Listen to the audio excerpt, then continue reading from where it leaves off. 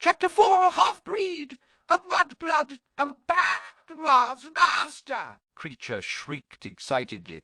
Oh, good master, you even brought your own dead muggle lover, Creature Harry snapped, trying to shake the elf loose. Stop humping my leg, that's an order. I'm so sorry, master, Creature pleaded. Creature will do better. Do you want Creature to put away your things?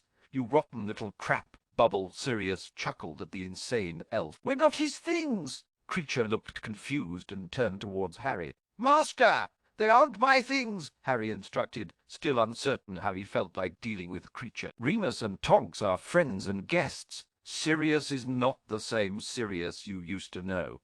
And Ginny! Well, I guess she is my very own dead muggle lover. Ginny's cheeks brightened in a ghostly blush and whispered towards Tonks. Harry said, I'm his lover. He's so cute when he's possessive. He is kinda cute, Tonks admitted conspiratorially. Ginny glanced between Tonks and Harry. She leaned in towards Tonks. You know, now that you're not married to your dad, you could morph to look like me and go out with my Harry. I'd be fine with that. Ginny was doing a fair impression of Dobby. She was nodding so fast. Tonks saw Ginny was a little too enthusiastic at the idea. I wouldn't mind, Ginny explained. I could even help you with all the bits and parts that you can't see. Stupid ghost robes maybe later, Tonks said silently, adding, or never. Tonks noticed how dust-covered the kitchen and back entrance were. Hey, you mind if I go exploring? Knock yourself out, Harry said, waving towards the entry hall and living room. As Tonks left the room, Harry whispered to the two marauders, I'm curious if the troll-leg umbrella stand is in this dimension.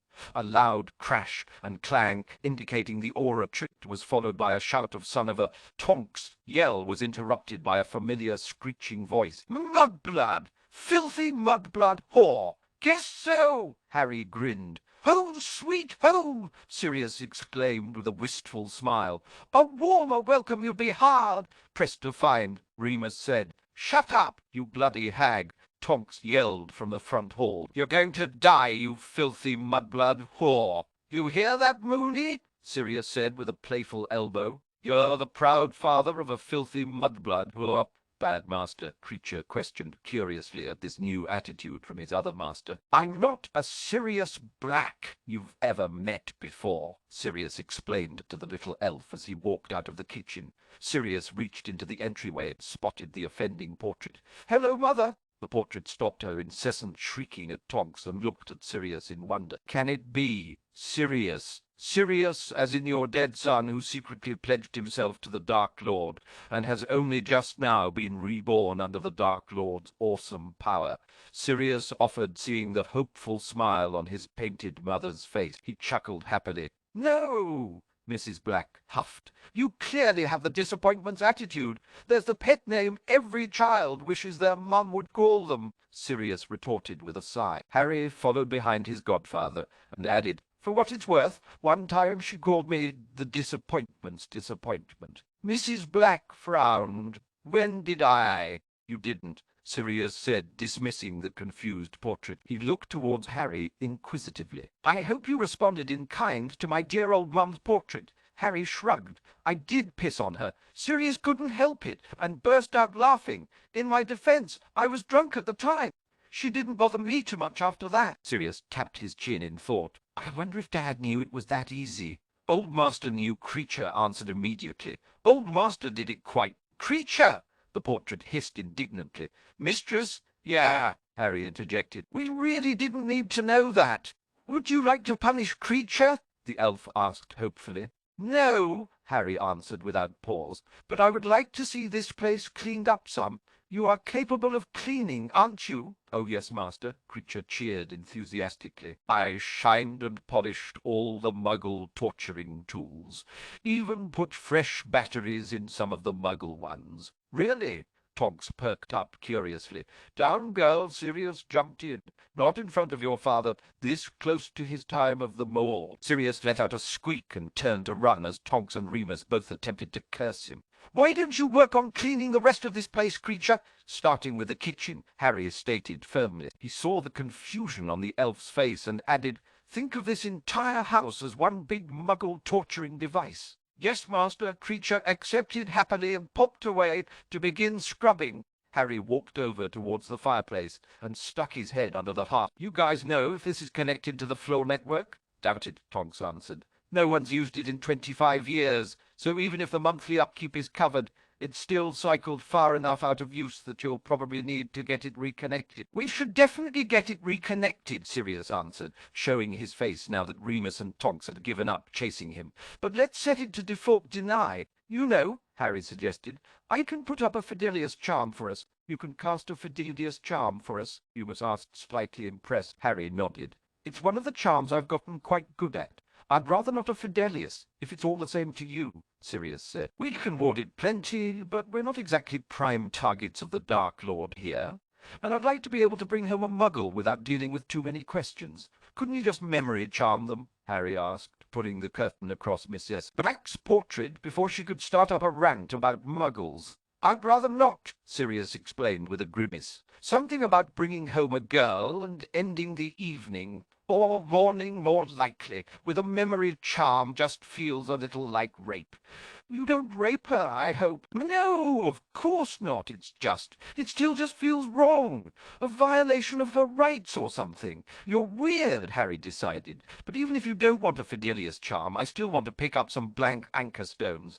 I don't have much money, Sirius began. You don't have any money, Remus corrected.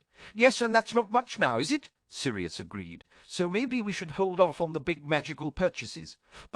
If this dimension is anything like our old one, Harry stated, they only cost about 40 galleons for a set of 8 and 2 discs. I've got that covered, and it'd make me feel a lot better. I'd settle for 4 and 1 disc, if you're that worried about it. It's your money, Sirius said, not understanding how anchor stones made Harry feel better. If we're lucky, there might be a set in the family vault. I know I'm the old man around here, Remus said, but it is almost 4 in the morning and I've got to be up for work in 3 hours. You sure you want to stay here tonight? Sirius nodded. We'll be fine. Get your beauty sleep, Grandpa. You look like you could use it. Remus smiled, seeing how much happier Sirius was now that Harry was here. You guys are welcome to make breakfast at my place, but please don't steal everything from my kitchen. Yeah, I'm gonna head out too, Tonks said, walking down the stairs. This place is pretty big, which means you guys got a lot of cleaning to do, and I need to make myself scarce. I wouldn't mind digging into some of those books in the... Damn it, Tonks cursed as she once again tripped over the troll leg umbrella stand. Whoa! Painting! Tonks yelled back at the portrait, thoroughly confusing it. Tonks! Snickered, seeing the curtain had flung open and Mrs. Black looked befuddled. I'll catch up with you guys tomorrow night. Sirius was chuckling after Tonks was gone, leaving the two-dimension travelers alone. She still trips over that thing every time. Harry was laughing just as much. You know it's cursed, right? Sirius looked at Harry in confusion. Oh, yeah, Harry snickered. That umbrella stand is jinxed to trip her up. No, Sirius said doubtfully. Really? Harry nodded. I think it was something one of your cousins or maybe Mother did to Andy, and Tonks inherited it from her mum. Oh, I bet Tonks was pissed when she found that out, Sirius said, thinking of all the times she'd tripped over it throughout the years. Who said Tonks ever found that out? Oh, see, Mr. Black, the old goblin grumbled as he looked up from his desk. I hope you're not here to waste more of my time. Not at all, Eldorado, not at all, Sirius said with a grin. I've even brought my very own ancient lord with me this time. Indeed, the goblin said, leaning over to look at Harry. Harry, Sirius greeted, I'd like you to meet Eldorado the moderately sane, the director of ancient family affairs and occasional amateur singer, Eldorado. Sirius turned and introduced. I'd like you to meet my godson, Harry. The goblin saw the young man wave meekly and turned towards Sirius. Mr. Black, you failed to recall that you had a godson who was an ancient lord. I couldn't find him until just yesterday, and only then found out that he was an ancient lord.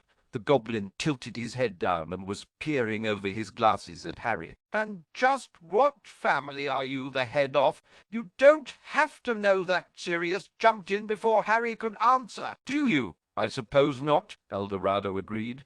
But for your sake, I hope the magic accepts him. Not a problem, Sirius nodded immediately. Magic is Harry's bitch. We just need you to take us there and invoke a test of nobility. Blimey, Sirius, Harry blurted out. You can't expect to pass any test of nobility. Ironic, isn't it? Sirius grinned. It used to be accepted that it was a test of the bloodline or purity, but people from other families have been designated heirs, even Muggle-borns, so they renamed it nobility. Elder Rado pressed a button and spoke some gobbledygook into a magical intercom. A perfectly clear voice said something in gobbledygook back, and Elder Rado sighed. Well, let's get this over with so I can get back to work. I figure this will either work or you shall die. Come along. Harry saw the smile on Sirius' face falter for a second as they got up and followed the old goblin out of his office and down towards a cart. The three of them fit into a single cart, and they began the fast and bumpy ride down the track. The wind was rushing in their ears, but Harry's curiosity got the better of him. Eldorado, you said this will either work or he'll die. Do you have a preference which? Eldorado kept his hand on the lever and turned towards Harry and Sirius. Well, there's a lot more paperwork if he dies. The goblin smiled wickedly. But on the other hand, I wouldn't have to worry about seeing him again. So each side has its advantages and disadvantages. The blunt honesty of goblins always amused Harry, almost as much as the overwhelming enthusiasm of house elves. He chuckled at Sirius's frown and Eldorado's complete indifference to them. A few minutes later, the cart slowed to a stop in front of a very different-looking vault than Harry had ever seen. It appeared to look more like a cave, with a solid, smooth block of onyx for a door. Two goblins were waiting on either side of the door, one of them leaning against the wall in irritation. Two large spikes had been crudely slammed into the ground in front of the goblins. Topping the obviously magical staffs were small chambers of constructed metal and clear glass, resembling lanterns. Inside each chamber was a glowing ball of magic that asked within its confined space. I do not have all day, Elder Rabdo grumbled, urging them to hurry up. Harry, Sirius instructed, you've got to stick your family ring in the lower corner of that square on the wall. Don't stick it in the center. Why shouldn't I stick it in the center? Harry asked, walking over towards the carved wall that had etchings indicating where to place his fist. The goblins exchanged curious looks, beginning to think they may get to watch an ignorant wizard or two die today. Sirius saw them all visibly perk up and explained, the center is for the black family ring, and it will simply open the vault. The bottom right is where acceptable ancient families can nominate others after the family goes headless. Harry shrugged and pushed the ring onto the spot. If you say so. The vault suddenly became active, and the two spikes in the ground began flaring up and sparking like crazy. Currents of magic were bouncing back and forth between the two magical conduits, while the inky black onyx of the door rippled into a blurry, clear haze. Sirius took a breath and walked right through the magical current, and his body began to glow and flicker on its own. He didn't even slow down as he walked straight through the solid wall and into the black family vault. Harry turned towards the goblins, all watching curiously. Am I supposed to leave my hand up here? When no goblin answered, Harry sighed and propped his arm up, holding it in place. Sirius walked straight into the vault and saw everything was obscured from view other than a small pedestal with a ring box on it. He strolled right up to it and opened the box.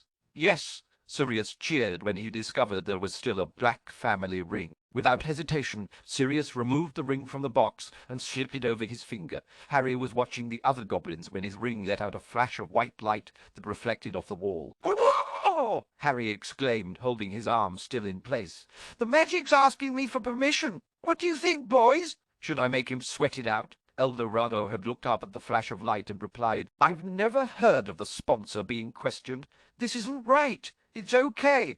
This actually kind of makes sense," Harry explained before playfully yelling loudly, "Should I, or shouldn't I?" "Damn it, Harry," Sirius yelled out from inside the vault. "If I die, I'm going to haunt you and be even more annoying than—" Harry encouraged the black family magic to accept Sirius and effectively shut Sirius up as the ring molded to his finger, confirming him as the new Lord Black. Sirius came skipping out of the vault and stopped just before crossing through the magical current again. "We're good!" he exclaimed, proudly showing off his new ring. "Finally," Harry said, dropping his arm from where he was holding it. Just as he did, the door to the vault rippled and became solid black. The 2 spikes of magic fizzled down to the beginning levels, and the 2 silent goblins wiggled them free from the ground in disappointment. Harry stuck his ring in the center of the square, and much to the shock of the goblins, the door slid straight open, revealing the contents inside. Cool, Harry agreed,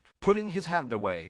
He stuck it right back again, and this time the vault door slid shut with a heavy clang. "Let me try!" Sirius called out, placing his ring where Harry's had been. As expected, the door slid open again. "That's brilliant!" The 2 goblins, carrying the magical spikes, walked away into the darkness of the tunnels, while El Dorado sat back in the cart to wait on the 2 still living wizards. Sirius strolled over to a small chest and found it about a quarter full. "Nice! We got about 800 galleons here or so. Give me your money pouch. I'll fill her up a bit. Let's take a couple 100 galleons each," Harry stated, tossing his pouch to Sirius. "That should be enough for some clothes and food and other immediate necessities." He was looking through an old box of parchments. "Hey, did you know we got a seat on the Wizengamot and the Hogwarts Board of Governors?" Sirius was stuffing handfuls of galleons into both his and Harry's pouches. "Yeah, I remember something about that. Don't remember who it was that was using them, but they're probably not exactly in line with our ideologies. Go ahead and grab whatever you got that looks interesting. We've got a day of shopping ahead of us." The 2 Lord Blacks packed up everything they felt like taking and walked out of the vault. Harry put his fist over the center of the square, and the vault door slammed down, sealing shut. They hopped into the cart, and El Dorado began the journey back to the surface. "So you are Lord Black, El Dorado?" said, looking at Sirius. "Yup," Sirius said, bobbing his head up and down, resisting the inner urge to stick his head off the side of the cart and let his tongue hang out as they flew down the track. The goblin turned to Harry. "And you are?" Harry smiled and answered Lord Black. El Dorado just sighed and went back to looking forward. "Does this happen often?" Harry asked curiously at the lack of surprise from the goblin. El Dorado shook his head. "I don't think it's ever happened before." "Aren't you curious?" Sirius asked with a mischievous grin. "Will it prevent me from having to do double the paperwork I now must?" El Dorado retorted at the 2 stupidly grinning wizards. He turned back to face forward as they remained silent. "I thought not. You buying a bottomless bag." "I've got my satchel," Harry said, patting his man's purse. "Well, that's yours," Sirius said. "We both need a lot of stuff, and I don't want to get our things mixed up. Do I have coaties? I want my own, okay? Why not just charm a bag rather than paying the extra for a magical one? Do you know how to charm a bag to be bottomless?" Harry opened his mouth to answer when Sirius interrupted him and clarified. "I'm not talking space expansion charms that just make little things bigger, but the proper ones where everything is easy to reach, cushioned and protected. Buy your bag, you big baby," Harry grumbled. "Let's hit Ollivanders next, though. I want to pick up this dimension's version of my wand if it's there." Sirius nodded and got in line for the cashier. "I'll wait for you outside," Harry stated, stepping out to look at the noonday sun. He was quietly watching the people walk by, completely oblivious to the nonchalant way a wizard was sneaking up behind him. Harry couldn't even identify the whispered word, but the moment the spell washed over him, he immediately knew the word the man had said. "Imperious." Harry was scolding himself for not having been more vigilant or aware of his surroundings. His magic was jumped and ready to attack, but he didn't want to waste the energy it would take to snap the hold of the imperious curse blindly. His confidence never wavered, knowing with certainty that he could overpower the will of the caster. It just was immensely easier to do when you're actually given a suggestion or command that you could respond negatively to. So far, the man behind Harry had only cast the spell and was waiting for something else to happen before giving instructions. Harry saw people continue on their way, completely oblivious to his predicament. After 2.5 very slow-moving minutes through which Harry kept reconsidering just expending his energy and snapping the spell, Sirius finally exited the shop. He walked over towards Harry, glancing briefly at the man standing just behind Harry,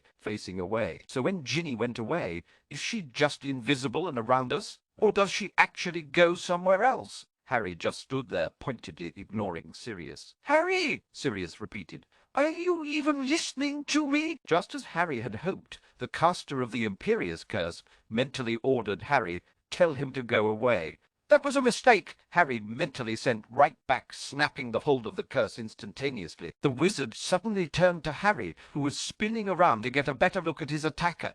Before the man had even managed to fully draw his wand from his sleeve, both of his arms were jerked out to the side, and his wrists were bent back, snapping loudly as they broke. He yelled out in pain, and Harry quickly cast a silencing spell over the wizard. Sirius had drawn his wand, and saw two other men apparate away immediately. Harry was pleased to see how quickly Sirius reacted, and petrified the silently screaming man. "Sirius, can you call the Aurors to come arrest this man for casting an unforgivable on me?" Harry levitated him up and down an alley. "I'm going to get him out of sight so as not to disturb the people shopping." Sirius just watched Harry calmly follow the man around the corner and ran back into the shop he'd left moments ago. They let him use the floor to call the Department of Magical Law Enforcement, who were going to be sending some Aurors within the minute. Harry led the man away and pushed him up against the wall. He spun him around and ripped the sleeve off of the man's robes and shirt, exposing the dark mark. The man was in shock, pain, and was terrified, feeling helpless with two broken wrists. Harry didn't seem to have even needed any effort to hold him in place, snap his bones, and reveal the Dark Lord's symbol. He could see the power in Harry's eyes and didn't even realize that his thoughts were running beyond his control. Harry held eye contact and attempted to legilimense the wizard. He found the man's name was Gordon Smith, and that he was going to use Harry to destroy the post office. Two other Death Eaters were there with the same instructions. Smith discovered what Harry was doing and expelled him from his mind, demonstrating an average talent at best for the mind arts. Harry sighed and stunned the man. "You're supposed to pick someone at random, and you picked me. That's bloody hilarious." "Harry," Sirius called out as he jogged down the small alley between buildings. "All right." Harry nodded and saw two uniformed Aurors following behind Sirius, looking alert as they took in the situation. "I'm Auror Billings. This is Auror Anderson," the man said, introducing himself and the female partner with him. "You say a dark wizard cast an unforgivable on you. I don't know him well enough to call him a dark wizard, but he cast the imperious on me about 5 minutes ago," Harry explained and handed Billings the wand that Smith had dropped. "Pretty sure it's the last spell he got off." Billings accepted the wand and checked it using prior incantat. As indicated, the last spell was an imperious curse, and the ghostly effect matched Harry's appearance, indicating he was the target. "Both of his wrists are badly broken," Anderson stated, inspecting the downed wizard. Billings could see the dark mark clearly on the man's arm, and so far had no reason to doubt Harry's story. "Care to explain his wrists? I didn't want him to attack me again. I have no idea how proficient that man may be at wandless magic, and I didn't know if he had any porkies with him." "So you broke his wrists? Is there a preferred response to being subjected to an unforgivable?" Harry retorted, looking at Aurora Billings. "Ah, Harry," Sirius jumped in. "As Lord Black, I know you're always allowed to defend yourself in kind, so a clear attempt on your life like an unforgivable means you could kill him perfectly legally. You think I should kill him?" Harry asked, glancing back at the unconscious wizard. "Since he's stunned, it might be hard to convince the two Auror witnesses that you were defending yourself." Sirius felt like the obvious needed to be stated. "Lord Black, yes," Harry and Sirius both said, turning to the Auror. "Damn," Billings cursed. "I've got to call my boss in on anything involving the head of an old family." Billings cast a couple of spells on a small card he kept in his pocket. "There's a Mediwitch coming to deal with the suspect," Anderson explained. "Would you like her to check you out first, Lord Black?" "No, I'm good," Sirius said, knowing she wasn't asking him. "What about you, Lord Black? People are really this anal over the pure blood of Lord Crap?" Harry asked, looking at Sirius. Sirius nodded. "Might as well use it to our advantage, Lord Black. Now, are you sure? You're okay?" "I'm fine," Harry said, nodding towards the confused Auror Anderson. Harry saw Sirius looking at him expectantly, waiting to be addressed. Harry shook his head. "I'm not going to call you Lord Black." "You have to," Sirius argued back. "I've got the ring and everything." "Wait, so you're Lord Black?" Anderson said, addressing Sirius. Sirius nodded. "We both are," Harry added, "though I've got more experience at it. Somehow, I'm not surprised to see you here." A new voice jumped into the conversation. Harry did his best not to stare at the man. Sirius bit his lip, not having expected this. "Nice to see you too, Assistant Director Potter." Mr. Black, James Potter greeted tightly. Unable to stay out of trouble, I see. Harry could tell Sirius was uncomfortable and jumped in. If you're here in an official capacity, I believe Lord Black may be more applicable than Mr. Black. Sirius resisted the desire to cheer out loud and point in James's face. James Potter turned towards Harry and was obviously sizing him up. He didn't seem to recognize Harry or have any idea why he felt so familiar. "And who might you be?" "I'm another Lord Black," Harry answered more calmly than he felt. "And I don't believe we've met." James was not amused. "Which one of you is the real Lord Black?" "We both are," Sirius explained, showing him his family ring, while Harry made his visible and waggled his fingers at the assistant director. "Lovely," James mumbled, making no effort to hide his sigh. "How is this possible? Why is this relevant?" Sirius retorted. "I'm going to need to explain how there are 2 Lord Blacks in my report on this incident," James argued. "You really don't like us, do you?" Harry bluntly asked. "I don't believe the fact that you happen to have been born in a certain family means the rules should be different for you." "What rules exactly are so different?" A clearly marked Death Eater cast an unforgivable on me. "Should I not have defended myself?" "My apologies, Lord Black." James said the name, dripping with false sincerity. "Now, if you're going to refuse to share with me just how there are 2 Lord Blacks, can you at least explain exactly what happened here?" Harry could see Sirius was very irritated with confronting Bizarro Prongs, and proceeded to once again recount the details, beginning with feeling the curse wash over him and waiting until he was issued a command. He glossed over some parts, indicating he simply used magic to restrain the wizard and break his wrists, not offering anything specific like the lack of spells required. While Anderson left with the injured wizard and Mediwitch, while James and Aurora Billings continued asking Harry and Sirius question after question. "Are we ever going to get our shopping done?" Sirius mumbled. "Of course, Lord Black," James said, giving Sirius a condescending look. "I'm sorry the Department of Magical Law Enforcement consumed so much of your time. We will most likely contact both of you for the trial, and it's possible you will be required to testify. Come on, Harry," Sirius said, beginning to walk away. Harry turned towards them, noticing James's eyes had widened slightly at his name.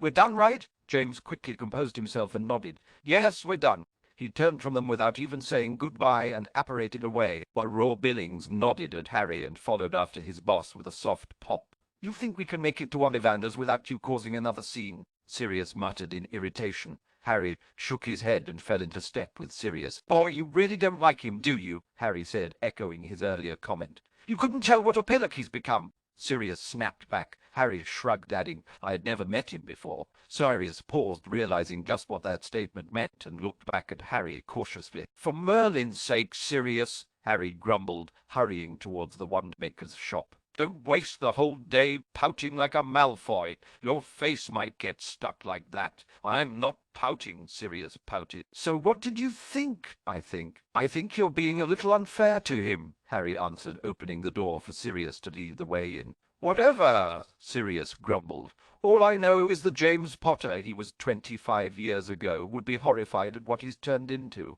"Welcome," Ollivander greeted, coming out from the back. "Lord Black and Lord Black, how do you do that?" Sirius said, always getting a bit weirded out by Ollivander. "We're wearing the rings, Sirius," Harry pointed out, dispelling some of the old wand-maker's mystique. "And you need to remember that 25 years ago he lost his son and best friend. Another best friend stabbed him in the back, and the last remaining marauder was forced to grow up and be responsible for his new 8-year-old daughter." "I know," Sirius grumbled. Harry turned and addressed the slightly confused older man. "We could use a couple wands, holsters, and some polish. Which hand is your—" "Right," Harry and Sirius both answered in unison, lifting their right arms up. "Creepy," Ollivander whispered softly. Harry ignored the idea that he was creepy to Ollivander and added, "I was looking for perhaps a phoenix feather wand in holly, maybe 11 inches or so.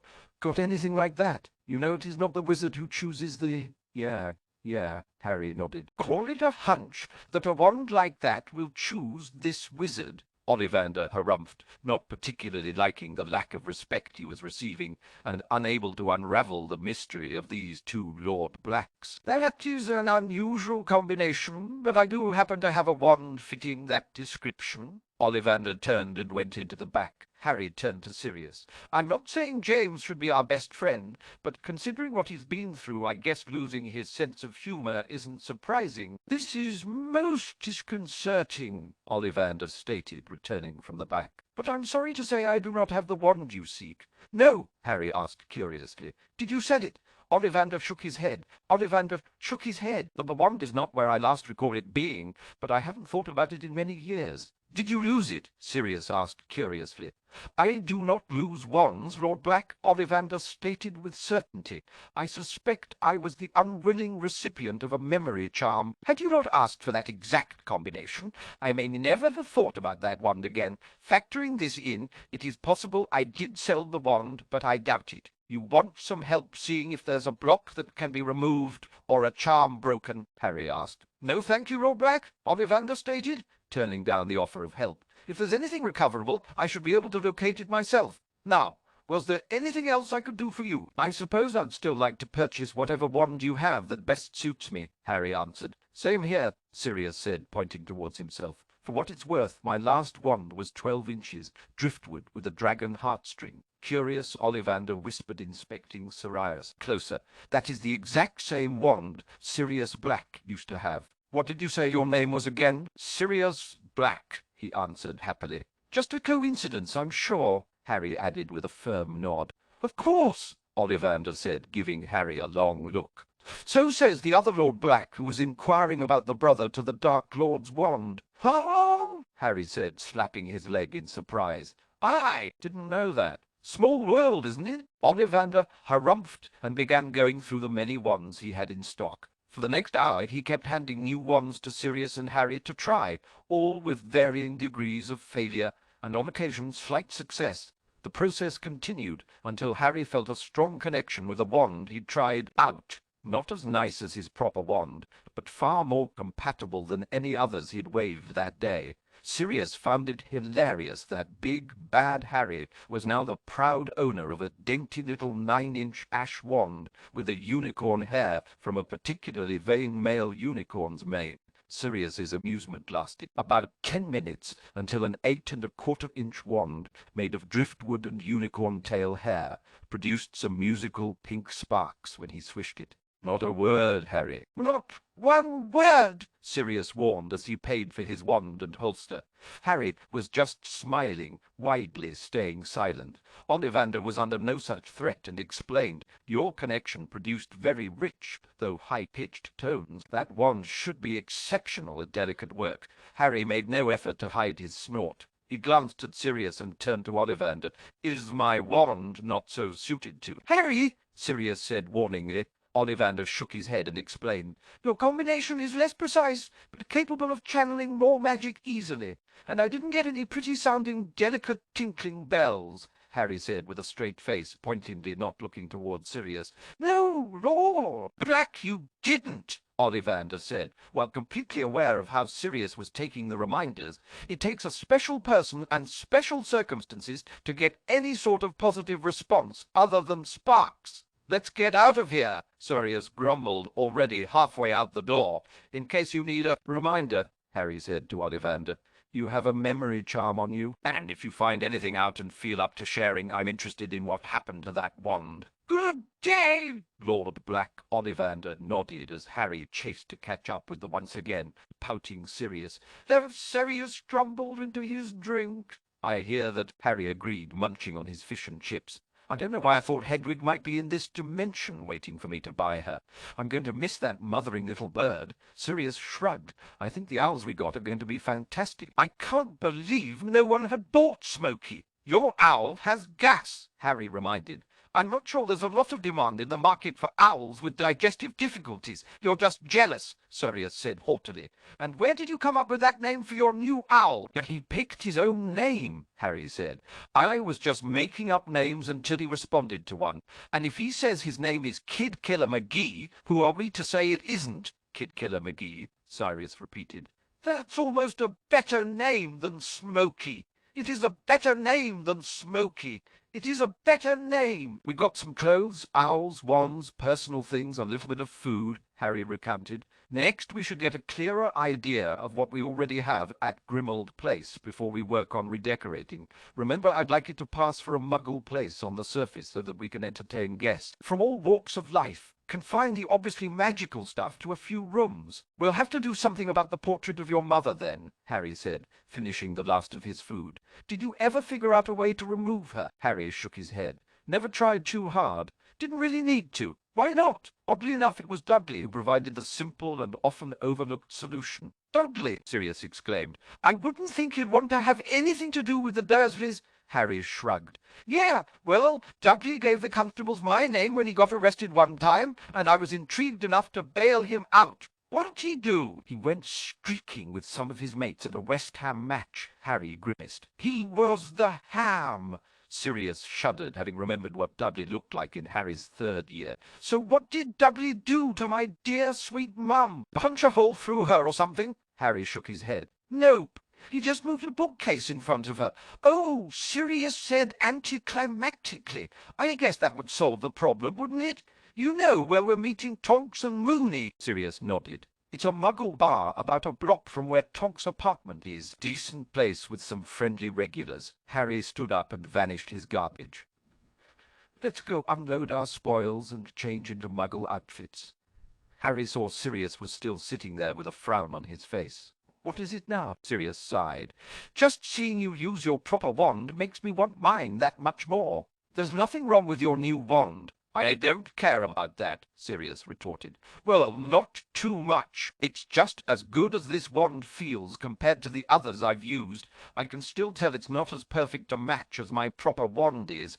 What happened to your original wand? The unspeakable said my clothes were destroyed and there wasn't one with me when I came out the veil. What about in this dimension? Do you know where that one is? Sirius nodded while chewing on the inside of his cheek. Yup! Where? Same place it's been for a quarter of a century. Godric's Hollow. Ah, Harry said in understanding, and you couldn't get it back unless you made your peace with Bizarro Prongs and convinced him of the truth of who you are. I suppose if you wanted to do things the hard way, Sirius explained as his face split into a bright grin. But personally, I think it's going to be much easier to simply steal it.